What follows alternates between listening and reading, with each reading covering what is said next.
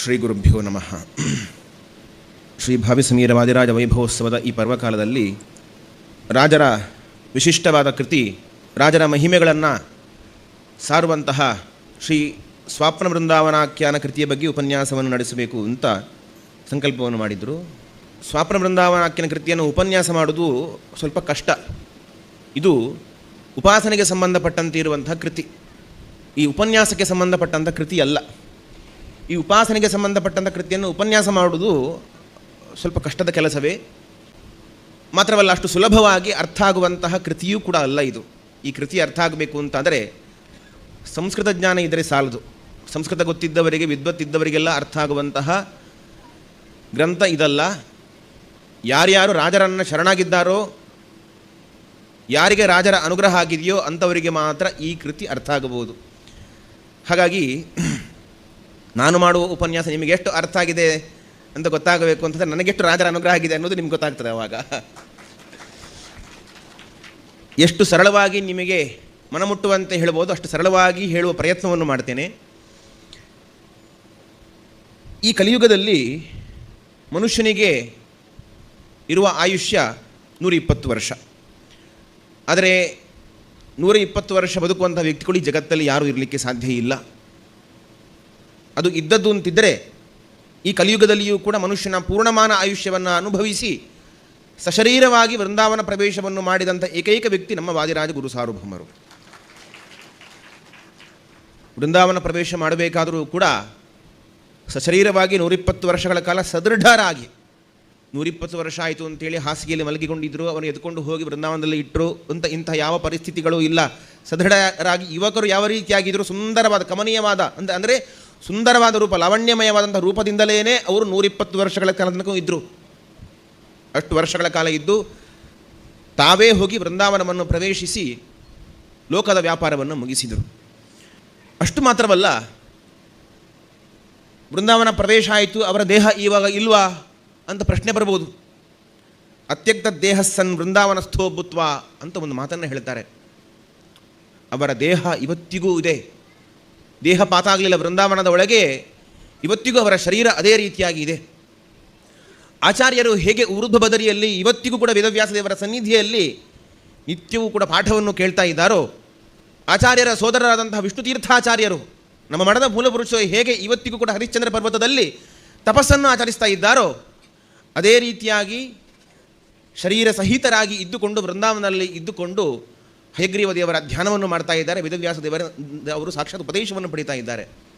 ಈ ಸ್ವಾಪ್ನ ಬೃಂದಾವನಾಖ್ಯಾನ ಕೃತಿಯ ಔಚಿತ್ಯ ಏನು, ಯಾಕಾಗಿ ಇದನ್ನು ಉಪದೇಶ ಮಾಡಬೇಕಿತ್ತು? ಅವರು ವೃಂದಾವನ ಪ್ರವೇಶ ಮಾಡುವ ಮೊದಲು ಅನೇಕ ಕೃತಿಗಳನ್ನು ಅವರು ಜಗತ್ತಿಗೆ ಕೊಟ್ಟು ಹೋದರು. ಆದರೆ ಈ ಸ್ವಾಪ್ನ ಬೃಂದಾವನಾಖ್ಯಾನ ಕೃತಿ ರಾಜರು ವೃಂದಾವನ ಪ್ರವೇಶ ಮಾಡಿದ ನಂತರದಲ್ಲಿ ಒಬ್ಬ ಏಢಮುಖ ಬ್ರಾಹ್ಮಣನಿಗೆ ಸ್ವಪ್ನದಲ್ಲಿ ಉಪದೇಶ ಮಾಡಿದಂತಹ ಕೃತಿ ಇದು. ಸ್ವಾಪ್ನ ಬೃಂದಾವನ, ಸ್ವಪ್ನದಲ್ಲಿ ವೃಂದಾವನದ ಮಹಿಮೆಗಳನ್ನು ಹೇಳುವ, ಆಖ್ಯಾನ ಅಂದರೆ ಕತೆ, ಆ ಮಹಿಮೆಗಳನ್ನು ಹೇಳುವಂತಹ ಈ ಕೃತಿಯನ್ನು ಜಗತ್ತಿಗೆ ಕೊಟ್ಟರು. ಯಾಕಾಗಿ ಕೊಟ್ಟರು? ಅವರ ಸ್ವರೂಪವನ್ನು ಅವರು ಈ ಜಗತ್ತಲ್ಲಿ ಕಾಣಿಸಿಕೊಂಡಾಗ ಸ್ಪಷ್ಟವಾಗಿ ಹೇಳ್ಕೊಳ್ಳಿಲ್ಲ. ಸ್ಪಷ್ಟವಾಗಿ ಹೇಳ್ಕೊಳ್ಳಿಲ್ಲ ಅಂದರೆ ಹೇಳ್ಕೊಳ್ಳಿಲ್ಲ ಅಂತ ಅರ್ಥ ಅಲ್ಲ, ಹೇಳಿದ್ದಾರೆ, ಹೇಳಿದ್ದು ನಮಗೆ ಅರ್ಥ ಆಗಲಿಲ್ಲ ಅಷ್ಟೇ. ಆದರೆ ಸಕಲ ಸಾಧಕರಿಗೂ ಕೂಡ ಸ್ಪಷ್ಟವಾಗಿ ಅರ್ಥ ಆಗಬೇಕು. ನೀವು ಯಾರು ಗೊಂದಲ ಮಾಡ್ಕೊಳ್ಬೇಡಿ, ಸ್ಪಷ್ಟವಾಗಿ ಅರ್ಥ ಮಾಡ್ಕೊಳ್ಳಿ. ನನ್ನ ರುಜುತ್ವವನ್ನು, ನನ್ನ ಸ್ವರೂಪವನ್ನು ನೀವು ಅರ್ಥ ಮಾಡಿಕೊಳ್ಳಿ ಅನ್ನುವ ದೃಷ್ಟಿಯಿಂದಲೇ ಸ್ವಾಪ್ನ ಬೃಂದಾವನಾಖ್ಯಾನ ಕೃತಿ ಹೊರಟಿದೆ. ಈ ಉಪನಿಷತ್ತುಗಳು ರುಜುದೇವತೆಗಳ ಸ್ವರೂಪವನ್ನು ಏನು ಹೇಳ್ತಾರೋ ಆ ಎಲ್ಲ ಸ್ವರೂಪವನ್ನು ಕೂಡ, ತಮ್ಮ ಆ ಲಕ್ಷಣವನ್ನು ಕೂಡ ಈ ಕೃತಿಯಲ್ಲಿ ತೋರಿಸಿಕೊಡ್ತಾರೆ. ಇನ್ನೂ ಸಾಮಾನ್ಯ ಜನಗಳಿಗೆ ರುಜುದೇವತೆಗಳು ಅಂದರೆ ಯಾರು ಅಂತಲೇ ಗೊತ್ತಿರುವುದಿಲ್ಲ. ಬಹುಶಃ ಅದನ್ನು ಪಾಠ ಮಾಡಬೇಕಾಗುತ್ತೆ ಅಂತ ಕಾಣುತ್ತೆ. ಎಲ್ಲ ದೇವತಾ ಸಮೂಹದಲ್ಲಿ ಒಂದು ಗಣ ಇರ್ತದೆ. ಭಗವಂತ ಮೊದಲನೇ ಸ್ಥಾನದಲ್ಲಿ ಇದ್ದರೆ, ಎರಡನೇ ಸ್ಥಾನದಲ್ಲಿ ಲಕ್ಷ್ಮೀದೇವಿ ಇರ್ತಾಳೆ, ಮೂರನೇ ಸ್ಥಾನದಲ್ಲಿ ಬ್ರಹ್ಮ, ವಾಯು ಮೊದಲಾದಂಥ ಎಲ್ಲ ರುಜುದೇವತೆಗಳ ಗಣ ಇರ್ತದೆ. 100 ಜನ ರುಜುದೇವತೆಗಳ ಸಮೂಹ. ಈ ಸಮೂಹಕ್ಕೆ 100 ಜನ ದೇವತೆಗಳ ಸಮೂಹಕ್ಕೆ ರುಜುದೇವತೆಗಳು ಅಂತ ಹೇಳ್ತಾರೆ. ಅದರಲ್ಲಿ ಬ್ರಹ್ಮದೇವರು ಆದಮೇಲೆ ವಾಯುದೇವರು, ವಾಯುದೇವರ ಆದಮೇಲೆ ಬರುವವರು ಲಾತವ್ಯ ರುಜುದೇವತೆಗಳು, ಅವರೇ ವಾದಿರಾಜರಾಗಿ ಅವತಾರವನ್ನು ಮಾಡ್ತಾರೆ. ಅವರ ನಂತರ ಬರುವವರು ಗವ್ಯ ಎಂಬ ರುಜುದೇವತೆಗಳು, ಅವರೇ ವೇದವೇದ್ಯರಾಗಿ ಅವತಾರವನ್ನು ಮಾಡ್ತಾರೆ. ಈ ಅವರ ಸ್ವರೂಪವನ್ನು ನಾನೊಬ್ಬ ರುಜುದೇವತೆ ಹೇಳುವಂಥ ಸ್ವರೂಪವನ್ನು ಜಗತ್ತಿಗೆ, ಸಾತ್ವಿಕ ಸಮಾಜಕ್ಕೆ ತಿಳಿಸಬೇಕಾಗಿದೆ. ಗುರುಗಳ ಉಪಾಸನೆಯನ್ನು ಮಾಡಬೇಕಾದರೆ ಅವರ ಸ್ವರೂಪವನ್ನು ತಿಳಿದು ಮಾಡಬೇಕಂತೆ. ಸ್ವರೂಪವನ್ನು ತಿಳಿಯದೇನೆ ನೀವು ಅವರು ನಮ್ಮ ಗುರುಗಳು ಅಷ್ಟೇ ಸಾಕು ನಮಗೆ ಅಂತ ಹೇಳಿದರೆ ಅದಕ್ಕೆ ಪ್ರಯೋಜನ ಆಗೋದಿಲ್ಲ.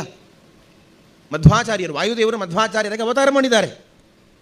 ನಮಗವರು ಕೇವಲ ಗುರುಗಳು ಮಾತ್ರ, ನಮಗೆ ವಾಯುದೇವರಂತೂ ಉಪಾಸನೆ ಬೇಡ ಅಂತಂದರೆ ಈ ಉಪಾಸನೆಗೆ ಫಲ ಬರೋದಿಲ್ಲ.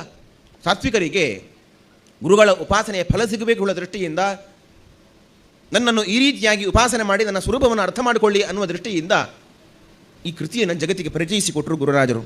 ರಾಜರ ಜೊತೆಯಲ್ಲಿ ಒಬ್ಬ ಬ್ರಾಹ್ಮಣ ಇದ್ದ, ಏಢಮುಖ ಬ್ರಾಹ್ಮಣ ಅಂತ. ಅವನಿಗೆ ಕಿವಿ ಕೇಳಿಸ್ತಾ ಇರಲಿಲ್ಲ, ಬಾಯಿ ಬರ್ತಾ ಇರಲಿಲ್ಲ. ರಾಜರ ಜೊತೆಯಲ್ಲಿ ಇದ್ದುಕೊಂಡು ರಾಜರ ಸೇವೆಯನ್ನು ಮಾಡ್ತಾ ಇದ್ದ. ಕಿವಿ ಕೇಳ್ತಾ ಇರಲಿಲ್ಲ, ಬಾಯಿ ಬರ್ತಾ ಇರಲಿಲ್ಲ ಅಂದ ಮಾತ್ರಕ್ಕೆ ಅವನೊಬ್ಬ ದಡ್ಡ ಅಂತ ಅಂದ್ಕೊಳ್ಬೇಡಿ, ದಡ್ಡನಂತೆ ಕಾಣಿಸಿಕೊಳ್ತಾ ಇದ್ದ. ಅವನನ್ನು ವಿಪ್ರ ಅಂತ ಸಂಬೋಧನೆ ಮಾಡ್ತಾರೆ ಈ ಕೃತಿಯಲ್ಲಿ. ವಿಪ್ರ ಅಂದರೆ ಬ್ರಾಹ್ಮಣ ಅಂತ ಅರ್ಥ. ಈ ವಿಪ್ರನಿಗೆ ರಾಜರ ಬಗ್ಗೆ ಅತೀವವಾದ ಭಕ್ತಿ.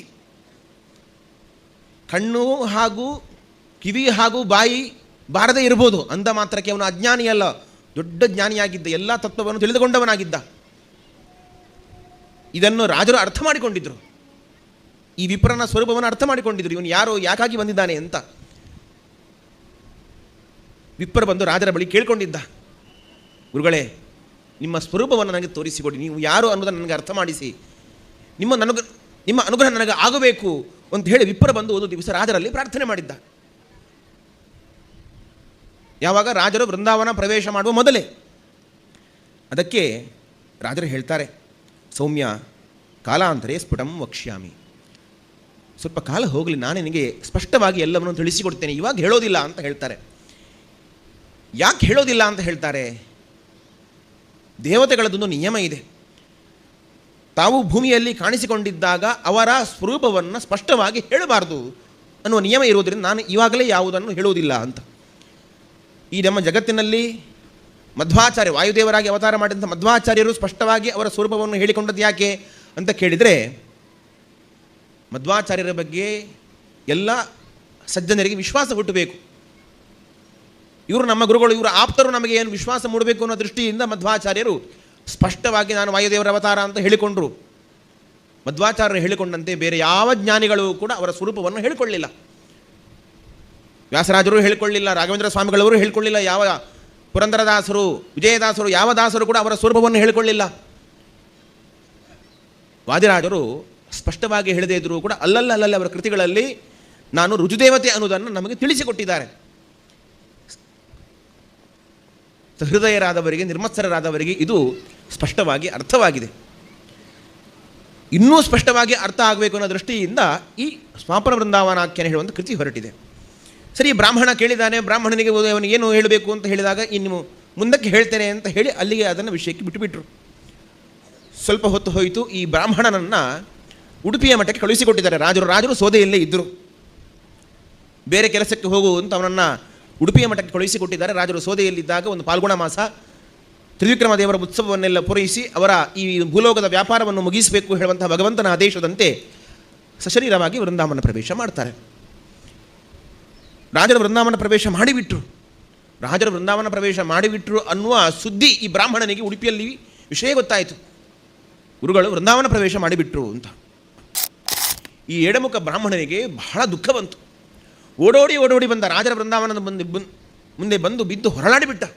ಗುರುಗಳೇ, ನನಗೆ ನೀವು ನನ್ನ ಸ್ವರೂಪವನ್ನು ಹೇಳ್ತೇನೆ ಅಂತ ಹೇಳಿದ್ದೀರಿ, ಸ್ವರೂಪವನ್ನು ಹೇಳದೇನೆ ನೀವು ವೃಂದಾವನ ಪ್ರವೇಶ ಮಾಡಿಬಿಟ್ರಲ್ವಾ ಅಂತ ಹೇಳಿ ಬಹಳ ದುಃಖದಿಂದ ರಾಜರ ಮುಂದೆ ಪ್ರಾರ್ಥನೆ ಮಾಡಿಕೊಳ್ತಾನೆ.